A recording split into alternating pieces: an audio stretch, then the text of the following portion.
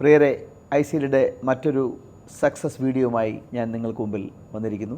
ഞങ്ങളുടെ പ്രിയ വിദ്യാർത്ഥിനി വർഷ കേരള ഗ്രാമീൺ ബാങ്കിൽ തൊഴിൽ നേടിയിരിക്കുന്നു. വർഷയുടെ വിജയത്തിലേക്കുള്ള വഴികൾ എന്താണെന്ന് വർഷയോട് തന്നെ നമുക്ക് ചോദിച്ച് മനസ്സിലാക്കാം. ഇത്തരം വീഡിയോകളുടെ പ്രധാന ലക്ഷ്യമെന്നത് ഈ മേഖലയിലേക്ക് പഠിക്കാൻ വരുന്നവർ അവർക്ക് മുൻപേ വഴി നടന്നവരുടെ രീതികൾ എന്തായിരുന്നു എന്ന് മനസ്സിലാക്കുന്നത് നല്ലതായിരിക്കും. അതുമാത്രമാണ് ഇത്തരം വീഡിയോകളുടെ ഉദ്ദേശശുദ്ധി, ലക്ഷ്യവും അതുതന്നെ. അതുകൊണ്ട് വർഷയോട് തന്നെ നമുക്ക് കൂടുതലായി ചോദിക്കാം. ആദ്യം വർഷയെ ഒന്ന് ഇൻട്രൊഡ്യൂസ് ചെയ്യുക. സർ, എൻ്റെ പേര് വർഷ. ഞാൻ കണ്ണൂരിൽ നിന്നാണ് വരുന്നത്. അപ്പോൾ ഞാൻ BSc മാത്തമാറ്റിക്സ് ഗ്രാജുവേറ്റ് ആണ്. പിന്നെ ഞാനൊരു 2021 ഇവിടെ ഓൺലൈനായിട്ട് ജോയിൻ ചെയ്തായിരുന്നു. പിന്നീട് 2022 ഏപ്രിൽ ആകുമ്പോൾ ICD കല്ലുവാതിക്കൽ ക്യാമ്പസിലേക്ക് ജോയിൻ ചെയ്തു. അപ്പോൾ ആദ്യം ഓൺലൈനായിട്ട് പഠിച്ചു 2021. പിന്നീട് അന്നൊരു പക്ഷേ കോവിഡ് ടൈമൊക്കെ ആയിരുന്നിരിക്കും അല്ലേ? അപ്പോൾ കോവിഡ് എൻ്റെ റെസ്ട്രിക്ഷൻസൊക്കെ മാറാനായി കാത്തിരുന്നു. 2022 ഏപ്രിൽ വർഷ വന്നു. വർഷം ഇവിടെ വന്നപ്പോൾ ഒരു 6 മാസത്തിനുള്ളിൽ ജോലി കിട്ടുമെന്നുള്ള പ്രതീക്ഷയോടെയൊക്കെയാണോ വന്നത്? അങ്ങനെയായിരുന്നു വന്നത്. അത് എന്താണെന്ന് വെച്ചാൽ ഞാൻ 2021 ഒരു സെപ്റ്റംബർ ഒക്ടോബർ ആകുമ്പോൾ ജോയിൻ ചെയ്തു. അപ്പോൾ ഞാൻ അതുവരെ ഒരു കോമ്പറ്റീറ്റീവ് എക്സാം ഫേസ് ചെയ്തില്ല. അപ്പോൾ എനിക്ക് എങ്ങനെ ആയിരിക്കും എന്ന് അറിയില്ല. അപ്പോൾ ഞാൻ ഈ വീഡിയോസൊക്കെ കാണുമായിരുന്നു, ടീച്ചേഴ്സ് അപ്ലോഡ് ചെയ്തിരിക്കുന്നത്. പിന്നെ 3 മണിക്ക് ലൈവ് സെഷൻ ഉണ്ടായിരുന്നു. അപ്പോൾ ആ സമയത്ത് ഓൺലൈൻ പഠിക്കുന്ന സമയത്ത് അപ്പോൾ അവർ ടൈമർ വെച്ച് ചെയ്യുമ്പോൾ നമ്മൾ സ്പീഡ് ഇങ്ങനെ ഇമ്പ്രൂവ് ആയി വരുന്നുണ്ടായിരുന്നു. പക്ഷേ ഞാൻ ആദ്യമായിട്ട് ഒരു എക്സാം ഫേസ് ചെയ്ത് IBPSൻ്റെ ക്ലർക്കും POയും ആയിരുന്നു ആ വർഷത്തെ 2021. അന്ന് അത് ഡിസംബർ ജനുവരിയിലായിരുന്നു. കോവിഡ് കാരണം നീട്ടി വെച്ചായിരുന്നു. അപ്പോൾ അങ്ങനെ അത് എഴുതിയപ്പോഴാണ് എനിക്കൊരു എക്സാം എങ്ങനെയാണെന്നും അതിൻ്റെ ഡിമാൻഡ് എന്താണെന്ന് മനസ്സിലായത്. അപ്പോൾ അതിന് ശേഷമാണ് ഞാൻ സിസ്റ്റമാറ്റിക് ആയിട്ട് ഡേ 1 മുതൽ പിന്നീട് ഒന്നുകൂടെ ചെയ്ത് നോട്ടൊക്കെ പ്രിപ്പയർ ചെയ്ത് പഠിക്കാൻ തുടങ്ങിയത്. അപ്പോൾ അതൊരു 2-3 മാസം കഴിഞ്ഞപ്പോഴേക്കും ESIC UDC RBI അസിസ്റ്റൻ്റ് അതൊക്കെ വന്നു. അപ്പോൾ എനിക്കതിൻ്റെ പ്രിലിംസ് ഒരു കട്ട് ഓഫിനോട് 5 മാർക്ക് 6 മാർക്ക് കുറവായിരുന്നു. അപ്പോൾ എനിക്കൊരു കോൺഫിഡൻസ് ഉണ്ടായിരുന്നു അടുത്ത ഒരു ഇതിൽ കിട്ടുമെന്നുള്ളത്. അപ്പോൾ ഞാൻ പിന്നെ ഇവിടെ വന്നപ്പോൾ എഴുതിയത് RRB 2 എനിക്ക് കിട്ടിയില്ല. അപ്പോൾ ഭയങ്കര ഡിസപ്പോയിൻറ്റഡ് ആയി 2022. പിന്നെ IBPS ക്ലർക്ക് ഞാൻ കർണാടകയായിരുന്നു വെച്ചിരുന്നത്. എനിക്കത് ക്ലിയർ ചെയ്യാൻ സാധിച്ചു. അന്ന് എനിക്ക് 79 മാർക്ക് ഉണ്ടായിരുന്നു. പിന്നീട് വന്ന എല്ലാ പ്രിലിംസും കിട്ടുന്നുണ്ടായിരുന്നു. ഞാനാണെങ്കിൽ GA ഫോക്കസ് ചെയ്യാത്തത് കൊണ്ട് എനിക്ക് മെയിൻസ് ക്ലിയർ ചെയ്യാൻ പറ്റിയില്ലായിരുന്നു.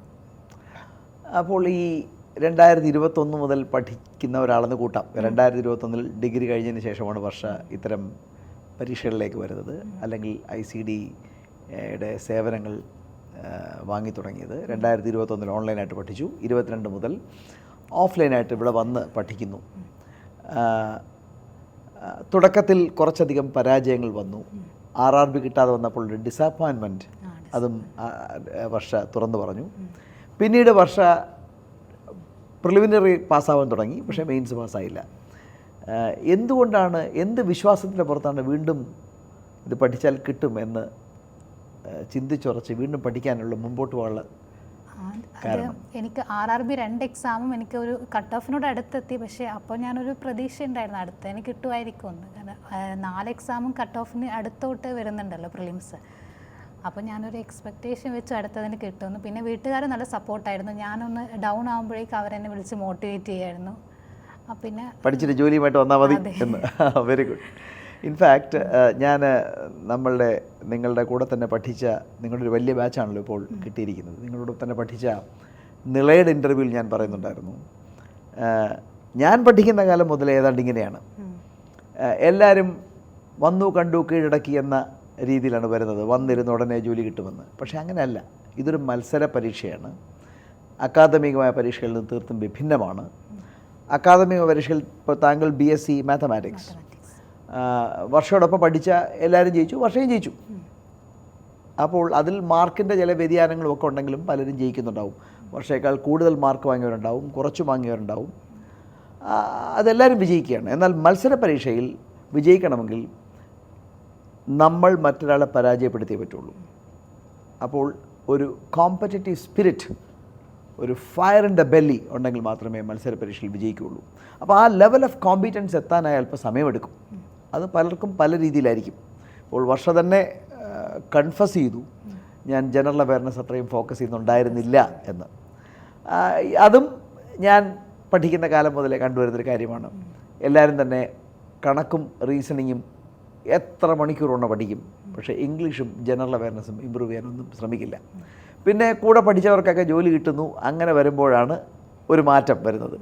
അപ്പോൾ ആദ്യം മുതലേ ജനറൽ അവയർനെസ് പഠിച്ചു തുടങ്ങണം എന്നൊരു സന്ദേശമാണ് ഇപ്പോൾ ഞാൻ വർഷയുടെ ഉത്തരങ്ങളിൽ നിന്ന് വായിച്ചെടുക്കുന്നത്. ശരിയല്ലേ? ശരിയാണ് സർ.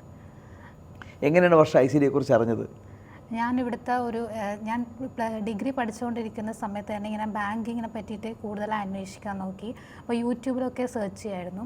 അങ്ങനെ ബാങ്കിങ് ടോപ്പിക്സ്, എക്സാമിൻ്റെ ടോപ്പിക്സിനെ പറ്റി അന്വേഷിച്ചപ്പോൾ ഇങ്ങനെ സിലോജിസമൊക്കെ കണ്ട്. അത് മാത്രമാണ് എനിക്ക് ഇതുവരെ കേൾക്കാത്തൊരു ടേമായിട്ട് തോന്നി. അപ്പോൾ ഞാൻ അതിനെപ്പറ്റി വീഡിയോസ് സെർച്ച് ചെയ്തു.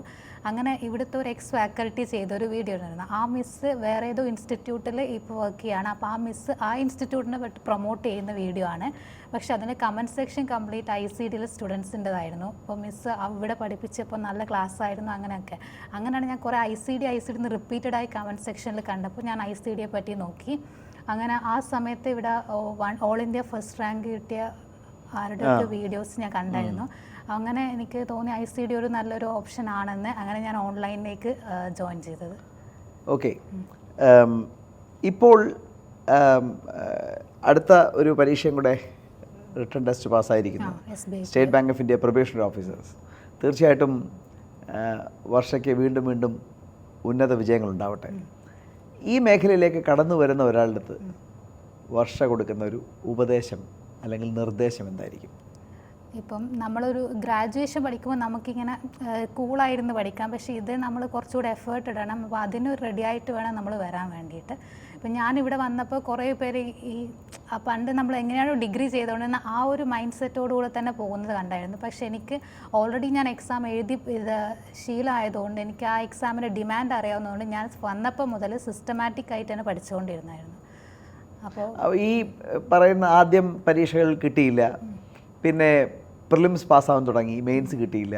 അപ്പോൾ സ്വാഭാവികമായിട്ടും ഒരു കൊച്ചുകുട്ടി എന്നുള്ളതിലേക്ക് താങ്കൾക്ക് നിരാശ ഉണ്ടായിട്ടുണ്ടാവും. ഈ നിരാശയെ ഒക്കെ അതിജീവിച്ചുകൊണ്ട് പഠിക്കാൻ വീട്ടുകാരുടെ സപ്പോർട്ട് ഉണ്ടായിരുന്നു എന്ന് പറഞ്ഞു. ഇപ്പോൾ മറ്റ് പലർക്കും ജോലി കിട്ടിയത് നമുക്ക് ഉത്തേജനമായിട്ടുണ്ടാകാം.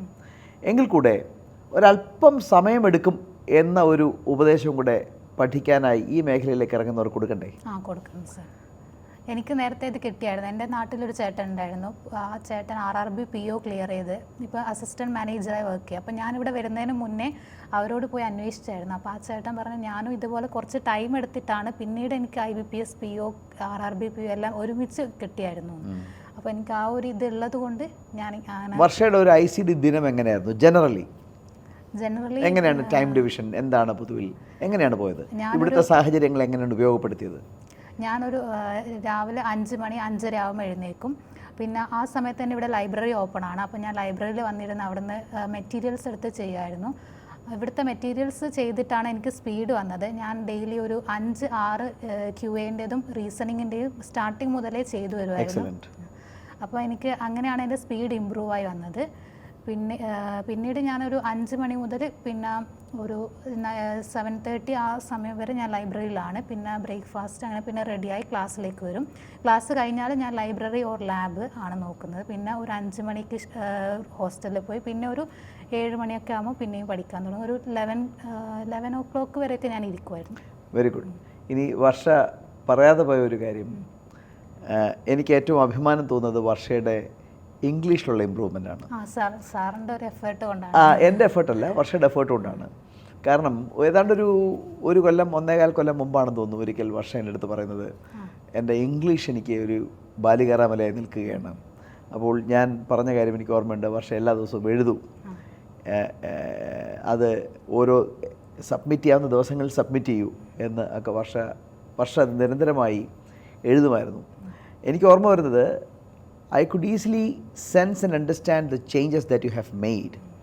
വർഷ ഓരോ ദിവസം കഴിയുമ്പോഴും ഉണ്ടാക്കുന്ന ചേഞ്ച് എനിക്ക് അറിയാമായിരുന്നു. ഇതിനേക്കാളെല്ലാം ഉപരി ഞാൻ ഒരു കാര്യം കൂടെ പറയാൻ ആഗ്രഹിക്കുന്നു. ഇവരുടെ ബാച്ചിലെ എല്ലാ കുട്ടികളും കൊണ്ടിരിക്കുന്ന ഒരു സെഷനിൽ, ഇവരുടെ ബാച്ചല്ല, ദ എൻറ്റയർ ICD സ്റ്റുഡൻസ് ഞങ്ങളുടെ ഓഡിറ്റോറിയത്തിൽ ഇരിക്കുന്ന ഒരു ജനറൽ അവയർനെസ് ക്ലാസ്സിൽ വർഷ ഇംഗ്ലീഷിലൊരു ബ്യൂട്ടിഫുള്ളായ ഒരു ക്വസ്റ്റ്യൻ എൻ്റെ അടുത്ത് റെപ്രസെൻറ്റ് ചെയ്തു, ചോദിച്ചു. And you presented it beautifully and I was astonished. ഞാൻ വളരെ ആശ്ചര്യഭരിതനായിരുന്നു. കാരണം what were you and what are you, ആ ഒരു ഡിഫറൻസിയേഷൻ എനിക്ക് മനസ്സിലാക്കാൻ കഴിഞ്ഞു. പക്ഷേ എല്ലാ സ്കിൽ ഡെവലപ്മെൻറ്റും ഇത്രയുമേ ഉള്ളൂ. അത് ഈ പരീക്ഷകളുടെ വിജയമാവട്ടെ, ഇംഗ്ലീഷ് സഫിസ്റ്റിക്കേഷൻ ആവട്ടെ, ഇതെല്ലാം ഇത്രയേ ഉള്ളൂ. They are all efforts away. അപ്പോൾ കൃത്യമായ എഫേർട്ട് പുട്ടിൻ ചെയ്യാൻ പറ്റുകയാണെങ്കിൽ തീർച്ചയായും ആർക്കും തന്നെ വിജയിക്കാൻ പറ്റും. വർഷയ്ക്കിപ്പോൾ ഒരു അഭിമാനപരമായ ഒരു ജോലി ലഭിച്ചു. എല്ലാവിധ ശ്രേയസ്സും ഉണ്ടാവട്ടെ. എൻ്റെയും ICDയുടെയും പ്രാർത്ഥനകൾ. May God bless. Thank you sir.